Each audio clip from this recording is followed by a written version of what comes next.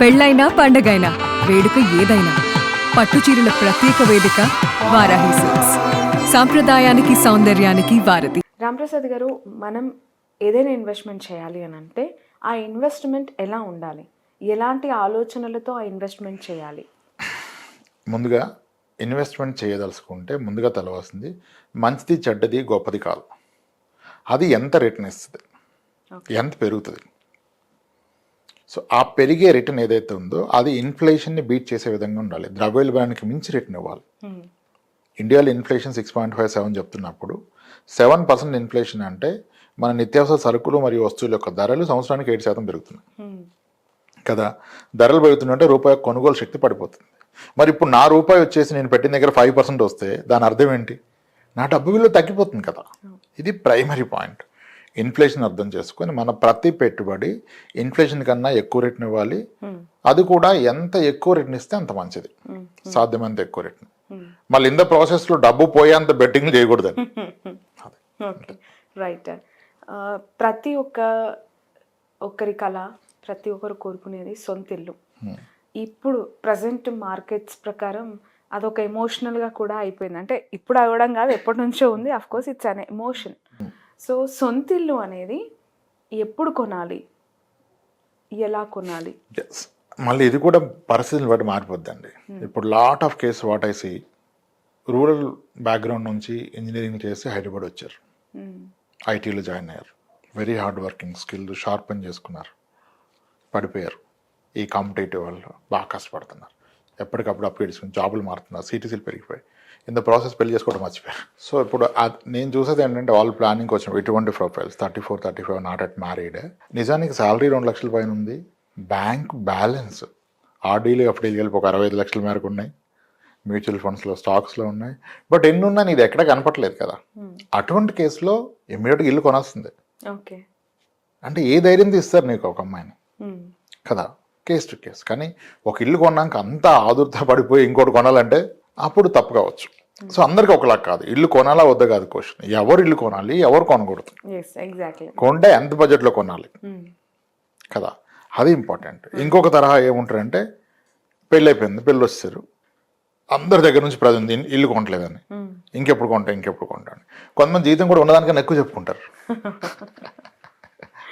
కదా, అదొక అలవాటు అయిపోయింది.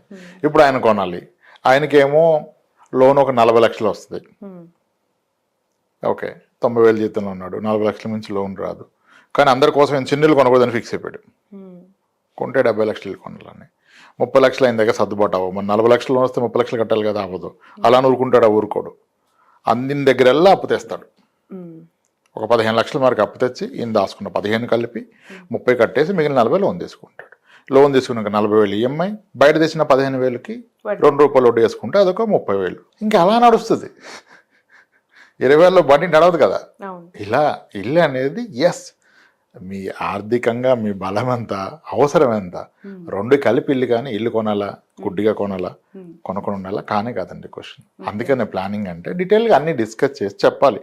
కొంటే వచ్చే నష్టాలు ఏంటి, కొనకపోతే వచ్చే నష్టాలు ఏంటి. కొందరు కొనకపోతే నష్టం, కొందరు కొంటే నష్టం. సో మారిపోద్ది పరిస్థితి. ఓకే, ఇల్లు టాపిక్ వచ్చింది కాబట్టి నేను చాలా మంది రెగ్యులర్గా అడిగే క్వశ్చనే, ఇల్లు అనే విషయం వచ్చినప్పుడు హైదరాబాద్లో especially who are living in Hyderabad or metropolitan anywhere, Chennai, Bengaluru, Pune kind of మన హైదరాబాద్. సో ఫ్లాట్ తీసుకోవాలా, ఇండిపెండెంట్ హౌస్ తీసుకోవాలా అని అడుగుతూ ఉంటాను. వచ్చిన వాళ్ళేమో ఇండిపెండెంట్ హౌస్కి రేటు డబల్ త్రిబుల్ అవుతుంది, మీరు మీ ఆస్తి అదే ఫ్యూచర్లో అంటారు. మీరు గతంలో ఒక ఇంటర్వ్యూ చూసాను, మీరు అపార్ట్మెంట్లో ఫ్లాటే కొనాలి అని చెప్పడం. ఎస్, ఇప్పటికీ అదే చెప్తాను, ఎప్పటికీ అదే చెప్తాను. అపార్ట్మెంట్ చాలా బెస్ట్ అండి compare to independent house. Explain చేయండి మాకు. ఎందుకు అని అంటే చాలా మందికి ఒక అపోహ ఉంటుంది సార్, అందులో స్క్వేర్ ఫీట్ మనకి రేటు ఫిక్స్ చేసిస్తారు, బట్ వాళ్ళు ఇచ్చే మనకి యూడిఎస్ అన్డివైడెడ్ షేర్ అనేది చాలా తక్కువగా వస్తుంది. ఎమ్యూనిటీస్ అని, కార్ పార్కింగ్ అని అడ్డంగా దండుకోవడం, మళ్ళీ ఇంటీరియర్కి మనం డబ్బులు పెట్టి మళ్ళీ చేయించుకోవడం, ఒక 20 ఏళ్ల తర్వాత అప్రిషియేషన్ ఉండదు. సో మీ సజెషన్ ఏంటి, మీరు ఎందుకు సజెస్ట్ చేస్తున్నారు? మీరు చెప్పినన్ని స్ట్రాంగ్ అబ్జెక్షన్స్ అందరి నుంచి. ఫస్ట్ ఆఫ్ ఆల్ నేను మెయింటెనెన్స్ కట్టాలి, రెంట్ కట్టినట్టుగా. ఎమ్యూనిటీస్కి నేను ఛార్జెస్ పే చేయాలి. ఓకే, అన్డివైడెడ్ షేర్ తక్కువ వస్తుంది, డిప్రిషియేషన్ అవుతుంది. ఓకే. సో ఎమ్యూనిటీస్కే కదా కడుతున్నారు, లేని దాన్ని కట్టట్లేదు కదా. ఇప్పుడు ఇండిపెండెంట్ హౌస్లో you can't build a pool, you can't build a jog, you can't build gym కదా. సో వాటికి మరి ఆబ్వియస్గా everything comes at a cost. ఇప్పుడు ఒక విషయం చెప్తానండి, హైదరాబాద్లో ఉన్న గేటెడ్ కమ్యూనిటీస్లో, డీసెంట్ సైజ్ అండ్ అబోవ్ కమ్యూనిటీస్లో మీ పిల్లలు కనుక అక్కడ పుట్టి పెరిగితే 11 years వయసు వచ్చే నాటికి గేటెడ్ కమ్యూనిటీస్ ఉన్న పిల్లల్లో అందరూ స్కేటింగ్ చేస్తారు, స్విమ్మింగ్ చేస్తారు, బాస్కెట్బాల్ ఆడతారు, అందరితో సోషల్గా కమ్యూనికేట్ వచ్చేస్తుంది. ఎందుకంటే అక్కడ క్రౌడ్ ఎక్కువ ఉంటుంది కదా పిల్లలు. ఆ క్రౌడ్ ఉండడం ఒకటి, వాళ్ళు ఆడుకోవడానికి కమ్యూనిటీస్ ఉండడం ఒకటి. మీ వాడు సండే ముందు కింద వెళ్ళిపోతే 11 o'clockకి వాడు లంచ్కి మీరు పిలిస్తే తప్ప రాడువాడు. మరి అదే మీరు ఇండిపెండెంట్ హౌస్లో ఉంటే వాడు ఎక్కడ ఆడుకుంటాడు? మీతో ఆడుకుంటుందా? బోర్ కొట్టదా? ఈ యాక్టివిటీస్ అన్నీ అవుతాయా? Which are more important for a kid. ఆ స్టేజ్లో అతను నేర్చుకోవాలి. ఈ physical activities places a major role for his future. ఇప్పుడు స్కేటింగ్ చేసినప్పుడు బ్యాలెన్సింగ్ ఇన్ లైఫ్ తెలిసిపోద్ది, స్విమ్మింగ్లో ఫీర్ వెళ్ళిపోద్ది, సన్నగా భయపడరు. ఈ ఆల్ గేమ్స్ ఏంటంటే ఇంకా లైఫ్ స్కిల్స్ పెంచేస్తాయి. మీరు ఒక కమ్యూనిటీకి వెళ్తే ఏమవుద్ది, నార్త్ వాళ్ళు ఉంటారు, సోషల్ గ్యాదరింగ్ తెలిసిపోద్ది, వీనికి లాంగ్వేజ్ తెలిసిపోద్ది, కొట్టుకుంటారు, తిట్టుకుంటారు. దట్స్ వాట్ నీడెడ్ కదా. అది ఇండిపెండెంట్ హౌస్లో మనం బిల్డ్ చేయలేం. ఎంతవరకు అమ్మతో ఉంటే వీడు ఎప్పటికీ అమ్మ అనుకుంటాడు, పెళ్ళై కూడా అమ్మ అనుకో ఉంటాడు. అది కదా, ఇవన్నీ ఆలోచించాలి. మీరు ఓన్లీ ఎమోషనల్గా ప్రైస్ అన్నారు, ప్రైస్ పరంగా అపార్ట్మెంట్ ఏం డిప్రిషియేట్ అవుతుంది. మీరు అసలు నేను అడుగుతున్నాను ఛాలెంజ్గా, ఎవరైనా ఒక 20 years back 30 years old apartment depreciation అంటే తగ్గడం కదా మీనింగ్. 30 years బ్యాక్ కొన్న అపార్ట్మెంట్ హైదరాబాద్లో అది 10 రెట్లు పెరగకుండా ఉండదు. ఒక్కటి చూపించగలరా? నేను చెప్తాను లిస్ట్. సారథి స్టూడియో ఉంది కదా మీకు దగ్గరలో, కీర్తి అపార్ట్మెంట్ ఉంది, లాల్ బంగ్లా ఎదురుగా దివ్యశక్తి అపార్ట్మెంట్ ఉంది, ఓకే, కుందన్ బాగ్లో శాంతిబాగ్ అపార్ట్మెంట్ ఉంది, సోమాజిగూడలో క్రాంత్ శిఖర్ అపార్ట్మెంట్ ఉంది. క్రాంత్ శిఖర 1987లో around 50,000 flat cost, 50,000 1987. Shantibagh apartment 87-88లో 90,000 అపార్ట్మెంట్ ఫ్లాట్ కాస్ట్ 90,000. డిప్రిషియేషన్ అంటే తగ్గాలి కదా. ఈరోజు ఎంతకు వస్తుందండి? 1,00,000కి వస్తుందా, 3 లక్షలకు వస్తుందా, 10కి వస్తుందా, 20కి వస్తుందా, 30కి వస్తుందా, 40కి వస్తుందా? ఎన్ని రెట్లు పెరిగింది? అది 40 రెట్లు పెరిగింది. మనం డిప్రిషియేషన్ మాడుతున్నాం. అప్సిగూడ స్ట్రీట్ నెంబర్ 8లో 2005 వరకు ఫ్లాట్ 6 లక్షలకు మించి లేదు కదా. తెలుసు కదా మీకు ఈ విషయం. మరి 2004-05 నుంచి ఇప్పటికి 20 ఏళ్ళే కదా గడిచింది. మరి 60 లక్షలు అయింది కదా, 10 రెట్లు పెరిగింది. డిప్రిషియేషన్ ఏది? కూకట్పల్లి మలేషియన్ టౌన్షిప్ ఎంతకి అమ్మారు? 18 లక్షలకి అమ్మారు. ఇప్పుడు 1.5 crore. ఎక్కడుంది డిప్రిషియేషన్? అంటే ఇప్పుడు అన్నీ డిబేట్ వస్తాయి. స్థలం అయితే ఇంకా బాగా పెరిగేది కదా అంటారు. స్థలం అయితే ఇంకా బాగా పెరిగేది కదా అంటారు. స్థలం ఎంత పెరుగుతుందో కూడా లెక్కేయండి మీరు. స్థలం మీరు కొంటే అంతా బాగుంటాయి. ప్రతి 6 yearsకి రెట్టింపు అవుతుంది. 6 yearsకి రెట్టింపు అవుతుంది లాంగ్ టర్మ్లో. ఎప్పుడన్నా షార్ట్ టర్మ్లో 2 yearsలో రెట్టింపు ఉండొచ్చు. దాని అర్థం అది స్టాండర్డ్ కాదు కదా. ఒకసారి 2 yearsకి అయితే మళ్ళీ అవుతుందా? అవదు, స్లో అవుతుంది. ఒకసారి పెరగకపోవచ్చు, అది కూడా కాదు. మీరు ఎవరైనా ఒక 20 years బ్యాక్ స్థలం కొంటే, 20 years బ్యాక్ 6 ఏళ్ల క్రితం జహీరాబాద్లో కొన్నాడు, ఎకరం 10, ఇప్పుడు 90 అయిందంటే వదిలేండి, కొన్ని ఎక్సెప్షన్స్ ఉన్నాయి, కాదనలేదు. 20 years బ్యాక్ మీరు స్థలం కొంటే అది ఇంచుమించుగా ప్రతి 6 ఏళ్ళకి రెట్టింపు అవుతుంది. 6 ఏళ్ళకి రెట్టింపు అంటే మీకు అది 12% ఇచ్చినట్టే. మన వాళ్ళు ఏమో 100% కదా అంటారు. 100 అవుతుంది అబ్సల్యూట్ యాన్యువల్లీ. మళ్ళీ యాన్యువల్లీ అనగానే 6 yearsలో 100 కదా, 100/6 కొట్టి 16.600. అది కూడా తప్పు లెక్క. 100/6 చేయకూడదు. 6 మామిడికాయలు 100 రూపాయలు అయితే మామిడికాయ ఎంత అంటే 100/6 వడ్డీ లెక్కలు అవుతాం. మీకు 2018లో కొని 24కి డబుల్ అయితే 6 yearsలో డబుల్, 18లో మీకు 16% వస్తే దాని నెక్స్ట్ 5 years ఆ 16 మీద కూడా రావాలి కదా, వడ్డీ మీద వడ్డీ. చక్రవడ్డీ కట్టరు. 6 ఏళ్ళలో రెట్టింపు అంటే రూల్ ఆఫ్ 70 అని ఒక ఫార్ములా వాడతారు డబుల్ అయినప్పుడు. దాని ప్రకారం 12%. అంటే స్థలం ఇచ్చేది 12, అంతకుమించి ఏమి రాదు దాంట్లో. అది పక్కన పెట్టేయండి. ఇప్పుడు అపార్ట్మెంట్కి రండి. మీరు ఎక్కడ అపార్ట్మెంట్ అని తీయండి, 95% కేసెస్లో మీరు అపార్ట్మెంట్ ఫ్లాట్ కొంటే అది ఎవ్రీ 10 yearsకి డబుల్ అవుతుంది. ఎన్ని ఇయర్స్ ఓల్డ్ అయినా 10, 20, 30, 40 కాదంటే మీరు ఏ జనప్రియ అన్న 30 years బ్యాక్ తీయండి. నేను చెప్పిన మనకి సారథి స్టూడియో పక్కన కీర్తి తీయండి. ఎందుకు మరి మీరు మీ క్యాలిక్యులేషన్స్, మీ స్టాటిస్టికల్ అనాలిసిస్ ఇలా ఉంది, బట్ మార్కెట్ లో ఫ్లాట్ అనేది అసలు కాదు. ఇప్పుడు నేను ఫ్లాట్ అసలు నేను ఇలా అపార్ట్మెంట్ చెప్పగానే ఇండిపెండెంట్ హౌస్ బెస్ట్ అంటారు ఒక కింద కామెంట్. నేను అంటాను, అరే బాబు నేను మీ వైఫ్ మంచిదండి అని చెప్తున్నాను. మీరేమన్నారు, మా పక్కింటి ఆయన వైఫ్ ఇంకా చాలా మంచిదండి అంటారు. తప్పు కదా కంపారిజన్. ఇప్పుడు ఒక విషయం తేలనివ్వాలి, ఇక్కడ ఆపరు. లేకపోతే అన్డివైడ్ షేర్ తక్కువ వస్తుంది అంటాడు. అసలు అన్డివైడ్ షేర్ ఎక్కడ వస్తుంది ప్లేస్లోకి? మీరు ఎంత కొన్నారు మొదటి పాయింట్. నెక్స్ట్ పాయింట్, మీరు అమ్మితే ఎంతకు అమ్మారు, మీరు ఉంటే కంఫర్ట్గా ఉన్నారా, మీరు లేకపోతే రెంట్ వస్తుంది. అన్డివైడ్ షేర్ ఎక్కడ ఉంది? ఇప్పుడు అన్డివైడ్ షేర్ 60 గజాలు ఉంటే ఎవరన్నా పోతే వీళ్ళు అక్కడ పాతి పెడతారా? పెట్టరు కదా. How does it matter? Cool పోయినప్పుడు అంటాడు. కూల్ పోయిన చూసారు ఎవరన్నా? ఇప్పుడు 30 ఏళ్ళు గడిచిన అపార్ట్మెంట్లు హైదరాబాద్లో ఉన్నాయి, 40 ఏళ్ళు గడిచిన అపార్ట్మెంట్స్ ఉన్నాయి. ఈ రోజు కూల్ లేదు. కూల్ దాన్ని ఎందుకు ఆలోచిస్తున్నారు మీరు? అందరూ అదే మాడుతున్నారు, అందరూ అదే నమ్ముతున్నారు. నిజమేంటి? ఇప్పుడు అందరూ అసలు 30 years బ్యాక్ అపార్ట్మెంట్ 2 లక్షలు కొని ఇప్పుడు 50 లక్షలు ఉంటే కూడా అతను కూడా అపార్ట్మెంట్ డిప్రిషియేషన్ అంటాడు. అరే మీరే కొన్నారు కదా. అవును, you bought at 2 lakhs. Growth కదా. ఇంకోటి చాలా మంచి రైజింగ్ ఫిగర్ తో రెంటల్ ఎంత ఉంటది? ఇప్పుడు నేను చెప్పాను క్రాంతి శిఖర 50,000 కొన్నాను. ఇప్పుడు క్రాంతి శిఖర రెంట్ ఎంత వస్తుంది? 20,000 వస్తుందా? వస్తుంది కదా. ఆయన కొన్నది 50,000కి, ఇప్పుడు అతని సంవత్సరానికి వచ్చే రెంట్ 2,50,000. మీరు డిప్రిషియేషన్ మాడుతున్నారు. అది ఇంచుమించుగా 38 ఏళ్ళు అయ్యాక అపార్ట్మెంట్ మాడుతున్నాం. కీర్తి అపార్ట్మెంట్లో ఎంత వస్తుంది? దివ్యశక్తి ఎంత వస్తుంది? శాంతిబాగ్ అపార్ట్మెంట్ ఎంత వస్తుంది? మలేషియన్ టౌన్షిప్ ఎంత వస్తుంది? మీరు 20 years మళ్ళీ ఇంకొక ఏమంటారు? సార్ మీరు అన్నది కరెక్టే, 2004-05లో ఎక్కడ చూసినా హైదరాబాద్లో 1000 SFT 5 లక్షలే అండి, 5-6. ఇప్పుడు సెకండ్ హ్యాండ్ 45 లక్షలకు వస్తుంది. నిజమే, కానీ కొత్తది 80 లక్షలు ఉంది కదా అంటాడు. ఇది ఎలా కంపారిజన్ అండి? పాతదాన్ని కొద్దాంత ఎలా చేస్తారు? పెళ్ళై 25 ఏళ్ళు కొత్తగా చేసుకున్నాడు కట్నం ఎక్కువ ఇస్తున్నారు, తక్కువ ఇచ్చారండి, అలా తప్పు కదా. ఆ రోజు నీకు పిల్లోడు ఎక్కువ అంటాడు, తప్పది కంపారిజన్. మీరు పాతదాన్ని కొద్దాంత చేస్తున్నారు. ఇంకొక మేజర్ అబ్జెక్షన్, సార్ పాత ఎవడు కొంటాడు అంటాడు. ఇక్కడ క్వశ్చన్ పాత ఎవడు కొంటాడు కాదు, పాత ఎవరు అమ్మరు. ఆ పాయింట్ మిస్ అయిపోతున్నారు. సెకండ్ హ్యాండ్ ఎవరు కొంటారు సార్? ఇప్పుడు నేను కొత్తది కొంటాను, పాత కొన్నాడు, ఎవరి స్థాయిలో వాళ్ళు కొంటారండి. ఇప్పుడు 2002లో 5 lakhsకి కొన్నది ఇప్పుడు 30-40 lakhs నడిస్తే చిన్న సాలరీ నా తప్ప ఇంకోటి కొనలేడు కదా. నిజానికి మీకు సెకండ్ హ్యాండ్ ఫ్లాట్స్ కొనడానికి దొరకవు. ఇప్పుడు మీ దగ్గర నా దగ్గర ఒక 20 crores ఉందనుకోండి, ఇప్పుడు మనం బయటకు వెళ్ళిపోతే ఈవినింగ్ కల్లా కొత్త ఫ్లాట్స్ ఈ 20 crores సరిపడా కొనేసుకోవచ్చు. 10 flats సెకండ్ హ్యాండ్ కొనలేం. ఎందుకంటే ఎవరు అమ్మరు. కానీ అంత పేషెన్స్గా ఎవరు థింక్ చేయట్లా. ప్రాబ్లం ఏంటంటే పాత ఎవరు కొనంటారు, ముందు అమ్మేది ఎవరు? మీరు గూగుల్లో కొట్టండి, నెక్స్ట్ 3 kilometers రేస్లో ఎన్ని ఉన్నాయి సెకండ్ హ్యాండ్, కొత్త ఎన్ని కొట్టండి, కొత్తవి 100 వస్తాయి, పాతే రావు. ఎందుకంటే వాళ్ళు కొన్న ప్రైస్ వేరు, ఈరోజు దాని ప్రైస్ చాలా పెరిగింది. వాళ్ళకి వచ్చే రెంటల్ దేర్ మోర్ కంఫర్ట్. లేదు ఉంటే ఇంకా రెంట్ పే చేయలేదు కదా ఎక్కడికి వెళ్ళి, సో వాళ్ళు వదిలిపెట్టరు. నేను అదే అంటాను. ఒక అతను నెల్లూరు అతను వచ్చారు, గట్టిగా అన్నాడు, నెల్లూరులో ఓల్డెస్ట్ ఏదండి అంటే అన్నపూర్ణ అపార్ట్మెంట్ అన్నాడు. ఎప్పుడు కట్టారంటే 95-96లో కట్టారు. అప్పుడు ఎంత అంటే 1,20,000 సార్. ఇప్పుడు ఎంత అంటే 50,000 ఉంటాయి సార్. మరి ఎక్కడ తగ్గింది? ఓ నిజమే కదా, తగ్గలేదు అంటాడు. వైజాగ్ అతను వచ్చాడు, అపార్ట్మెంట్కి ఏముంటుంది అన్నాడు.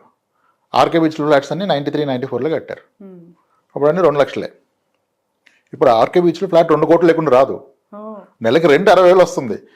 ఆయన కొనింది 2 లక్షలకి, ఆయనకు వచ్చే సంవత్సరం అద్దె 8 లక్షలు. ఇంకా మీరు డిప్రిషియేషన్ మాడుతున్నారు. సాటిస్ఫాక్షన్ ఉండట్లేదు జనాలకి. విషయం అర్థం అవట్లా. సాటిస్ఫాక్షన్ కాదు, విషయం అర్థం అవట్లా. ఎలా కన్విన్స్ చేస్తారు? అసలు ఫస్ట్ ఆఫ్ ఆల్ 20 years లో తగ్గిన అపార్ట్మెంట్ మీరు చూపించారా? డిప్రిషియేషన్ అంటే తగ్గడం కదా. మీరు కొన్న 20 yearsకి ఏదైనా తగ్గిందా రేట్? బాబయాస్ ఆనందం నుంచి ఎన్ని ఉన్నాయి, కోకొల్లలు అమీర్పేట నుంచి కోకట్పల్లి వరకు మియాపూర్ వరకు వెళ్తే నిజమే మేము కొన్నప్పుడు 11 లక్షలే, ఇప్పుడు 40 అయింది. మరి డిప్రిషియేషన్ ఎలా అన్నావు అంటే స్థలం ఇంకా బాగా పెరుగుద్ది కదా. ఆ స్థలం కొంటే తెలుస్తుంది ఎంత పెరుగుతుందో. ఇప్పుడు సింపుల్, చాలా మంది వస్తారు ఇదే ఇలాగ ఆలోచించి ఎక్కువ స్థలాలు కొంటారు. అపార్ట్మెంట్ ఒకటే కొంటారు, స్థలాలు ఎక్కువ కొంటారు. ఇదంతా హార్డ్ అండ్ మనీ కొంటారు. నా దగ్గరకు వస్తే పిల్లలేమో 12 ఏళ్ళు 19 ఏళ్ళు 12-14 ఏళ్ళు ఉంటారు. భార్యాభర్తలు ఇద్దరు ఐటీలో వర్కింగ్. ఇంకా అదే పని స్థలాలు కొంటూ పోయారు. నేను ఒకటే ప్రశ్న అడుగుతాను, సార్ ఇన్ని స్థలాలు కొన్నారు కదా, అవును, రేపు ఉదయం మీరు లేవకపోతే మీ భార్య పిల్లలు ఎన్ని స్థలాలు అమ్మగలుగుతారు? చెప్పండి సమాధానం. కష్టమే సార్, వాళ్ళ వల్ల అవ్వదు. అసలు నీ వల్ల అవుతుందని అడుగుతాను. ట్రై చేస్తాను సార్, ఒక ప్లాట్ అమ్ముదని అవ్వట్లేదు సార్. అసలు నీ వల్ల అవ్వదు, వాళ్ళ వల్ల అవుతుంది, ఎందుకు భ్రమలో ఉన్నావు? నీ ఆస్తి అనేది నీ ఆప్షన్స్లో నీ ఫ్యామిలీకి ఈజీ టు హ్యాండిల్ ఉండాలి. ఇప్పుడు నువ్వు 5 plots కొన్నావే, ఆ 5 plots డబ్బులు పెడితే ఒక 3 అపార్ట్మెంట్లు వచ్చాయి. 3 అపార్ట్మెంట్లు వస్తే ఇప్పుడు ₹1,00,000 అపార్ట్మెంట్ ఉంటే 25,000 రెంట్ గ్యారంటీ. 3 కోట్లు పెట్టి 3 అపార్ట్మెంట్లు 75,000 రెంట్ గ్యారంటీ. 75,000 రెంట్ అంటే ఒక రిటైర్డ్ పెన్షనే కదా. అండ్ ఇది గ్రోయింగ్ పెన్షన్, సంవత్సరానికి పెరుగుతుంది కదా. ఒక పెన్షన్ లాగా బ్రతకొచ్చు. అంటే నేను అపార్ట్మెంట్ కొనమని చెప్పట్లా. Compared to plot I'm talking about an apartment. Another biggest thing people are missing, చాలా మంది స్థలాలు కొనేవాళ్ళు ఇన్కమ్ ట్యాక్స్ పేయర్స్. అంతే కదా, 30% ట్యాక్స్ లో అంత డబ్బు సంపాదిస్తే తప్ప కొనలేం కదా వెంచర్లో 34 లక్షలు. మరి ఒక ఇన్కమ్ ట్యాక్స్ పేయర్వి నువ్వు స్థలం కొన్న 40 లక్షలకి నీ డాక్యుమెంట్ 40కి అయిందా? అసలు నీకు ఎక్కడిది క్యాష్, బ్లాక్ మనీ ఎందుకు ఇచ్చావు అని అడిగారు. రేపు నువ్వు అమ్మితే కూడా అలాగే వస్తుంది కదా. అవును వస్తుంది, అంతే సార్. 60 లక్షల్లో 30కి మించి రాదు బయట. మరి మిగిలిన 30 ఏం చేస్తావు? ఏదో ఒకటి చేద్దాం సార్, పిల్లలు చదువుకో, అపార్ట్మెంట్ వీళ్ళు కొంటానికి అంటాడు. పిల్లల చదువుకి ఎవరు తీసుకున్నారు క్యాష్ నీ దగ్గర? కారు కొనడానికి క్యాష్ తీసుకుంటారా? తీసుకోరు. స్కూల్స్ తీసుకుంటాయా? తీసుకోరు. మేజర్ బిల్డర్ కూడా క్యాష్ ఎవరు తీసుకోరు కదా. అంటే నువ్వు స్థలం అంతా క్యాష్ వస్తుందన్న విషయం నీకు గుర్తుందా? లేదు. దాన్ని ఎందుకు వాడతావు అంటే సమాధానం లేదు. ఇదంతా ఎలా ఉంటుందంటే డబ్బు ఉంటే ఉరికిపోయి బస్ ఎక్కేస్తున్నారు టికెట్కి, అది ఎక్కడికి వెళ్తుందో చూసుకోవట్లా. ఓకే, గమ్యం తెలియదు. నేను స్థలాలు బ్యాడ్ అని అంటావంటే కొంతవరకు కొనుక్కో, మొత్తం స్థలాలు కొనదు. కొంటే మీకు ట్రాన్సాక్షన్లో వచ్చేది బ్లాక్ మనీ కదా. ఆ మనీ నువ్వు ఎలా వాడతావు? ఇప్పుడు ఒక వ్యక్తి నీ జీవితంలో ప్రయారిటీస్ ఏంటంటే, సార్ నాకు ఒక మంచి ఇల్లు, నా పిల్లల చదువులు, వాళ్ళ పెళ్ళిళ్ళు, నా రిటైర్మెంట్. మరి దీంట్లో దేనికి ఉపయోగపడుతుంది స్థలం? నేను మా అమ్మాయికి ఇస్తానంటాడు. ఇలానే ఒక జోక్ చెప్తాను మీకు. నేను ఒక ఛానల్లో ఒక వీడియోలో చెప్పాను.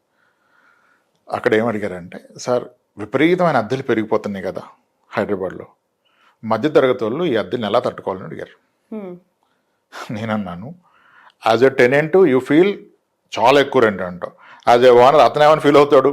తక్కువ అని ఫీల్ అవుతాడు. నేను ₹1,00,000 పెట్టి 80,000 ఈఎంఐ కడితే నాకు వచ్చేది 25,000 అని ఫీల్ అవుతాడు. సో ఇది రైట్ కాదండి. సొల్యూషన్ ఏంటి? సెంటిమెంట్ క్రియేట్ చేయాలంటే మాట్లాడవచ్చు, మధ్యతరగతి గవర్నమెంట్ హెల్ప్ చేయలేనా, అవన్నీ అవన్నీ పనులు కదా. మన కంట్రోలబుల్ మాట్లాడాలి. ఈ రెంట్కి ఉండే వ్యక్తి కనుక ఊర్లో ఒక స్థలమో పొలమో ఉంటాయి, అది ఎలాగో dead asset, is getting nothing out of it. అది మా అంటే 6 yearsకి డబుల్ అవుతుంది, అంతకు మించి ఏమవ్వదు. ఈ అపార్ట్మెంట్ కూడా 10 years డబుల్ అవుతుంది. In addition to that your saving rent. Being a private employee అంత రెంట్ కట్టడం బర్డెన్గా ఉంది కదా, అదేదో ఆ స్థలం అమ్మేసి ఇక్కడ కొనుక్కొని చెప్పా. పోగొట్టింది ఏం లేదు కదా. ఇప్పుడు ధైర్యంగా బ్రతుతావు కదా రెంట్ లేకపోతే. నా మాట నమ్మి ఒక వ్యక్తి వాళ్ళ మామయ్య గారికి ఫోన్ చేశాడు, మీరు మీ పాపకు ఒక ప్లాట్ ఇచ్చారు కదా అక్కడ, అది అమ్మేయండి, ఇక్కడ అపార్ట్మెంట్ కొంటా అన్నాడు. ఆయన ఏమన్నాడు, నేను ఇచ్చింది మా అమ్మాయికి కదా, మీరు ఎలా అమ్ముతారు అన్నాడు. అరే మీ అమ్మాయి నాకు ఇచ్చారు కదా, మీ అమ్మాయి నాకు ఇచ్చినప్పుడు ఆమెకి ఇచ్చింది నాకు కాదంటే, నీకు ఇస్తే నీకు ఇస్తాను కదా, మా అమ్మాయికి ఇచ్చాడు కదా అన్నాడు. అరే పెళ్లికే అందరు చెప్పు, ఇంత పెట్టా అంత పెట్టా, నేను నీకు పెట్టలా, మా పాపకి పెట్టా, నీకు ఒక కూతురు పుట్టింది కదా, ఆమెకి ఇస్తుంది అన్నాడు. అంటే ఇదంతా ఎప్పుడు వాళ్ళకి ఇవ్వడానికే. ఆ దెబ్బతో వాళ్ళిద్దరు గొడవ అయిపోయింది. నేను అనుకున్న మాట ఒకటి అనేసిడు, గొడవ అయిపోయింది. మళ్ళీ నాకు చెప్తాడు, సార్ మీరు చెప్పాను ఇలా అంటే మా మామకి నాకు గొడవ అయిందని. అరే అలా అడుగుతాడా, కొంచెం తెలివిగా అడగదండి, అలా అనకూడదు. వెళ్ళి కూర్చొని ఇట్లా చాలా కష్టమైపోతుంది రెంట్ కట్టడం, ఒక పని చేద్దాం అనుకుంటాను, నా దగ్గర దాచుకుంది ఒక 20 లక్షలు ఉంది, ఈ స్థలం అమ్మి మీరు ఒక 60 ఇస్తే ఈ 80,000 ఒక అపార్ట్మెంట్ మీ అమ్మాయి పేరు మీద కొనేస్తాను, ఎలాగో ఇల్లు అమ్మాయి పేరు మీద ఉంటుంది కదా, మాకు రెంట్ తగ్గుతుంది హ్యాపీగాను అంటే ఆయన ఇంకా ధైర్యం చేస్తాడు, మేబీ ఇంకో 5 లక్షలు సాయం చేస్తాడు. కానీ నువ్వు నేను నాకు ఇచ్చావు కదా నేను అమ్ముకుంటానంటే అడిగే విధానం తప్పు, అలా అడగకూడదు, లా ఇంటర్వ్యూ చూసి అని చెప్పా. మీకు అర్థమైంది కదా. ఇప్పుడు రోజు భయపడుతూ అద్దె కట్టాలనే బదులు అంటే మళ్ళీ కింద ఒక అంటాడు, పంటలు పండించే పొలాలు అమ్మి ఇల్లు కొనుక్కోమంటారు అంటే, పంట పండించే పొలం రైతు చేతులు ఉండాలి, నీ చేతులు ఎందుకు, నువ్వు పండిస్తున్నావు పంట. మోర్ ఓవర్ అది ఎప్పటికీ కూడా ఒక స్థిరాస్తిలా కంటిన్యూ అవుతుంటే ప్రెసెంట్ లివింగ్ అనేది బర్డెన్ అవుతుంది. దట్స్ వేర్ నేను ఏం చెప్తానంటే, అన్ని స్థలాలు పెట్టుకుంటే you are asset rich and cash poor. ఆస్తులు ఫుల్, ఆదాయం ఇల్లు, then you are going to live poor and die rich. పోయిన రోజు అందరూ చెప్పుకుంటారు 15 ఎకరాలు కాపాడాడు రా అని, కానీ ఇటు తినింది ఏది లేదు ఏ రోజు. దానికోసం బ్రతానంటే ప్రెస్టేజ్ అంటాడు. ఎవడు ప్రెస్టేజ్? ఎవడ నీకు ఒక పూట బట్టలు కొని మంచి బట్టలు కొనిస్తున్నాడా, తిరగమని చెప్తున్నాడా? ఏం ప్రెస్టేజ్? ఎవరి కొరకు? అది అక్కడ ట్రాప్లో పడిపోతారు. విపరీతమైన ఎమోషన్ అర్థం చేసుకోరు. The best of the house you live, that decides your kids future. ఆలోచనలు, నీ హెల్త్ అన్నీ డిసైడ్ చేస్తాయి.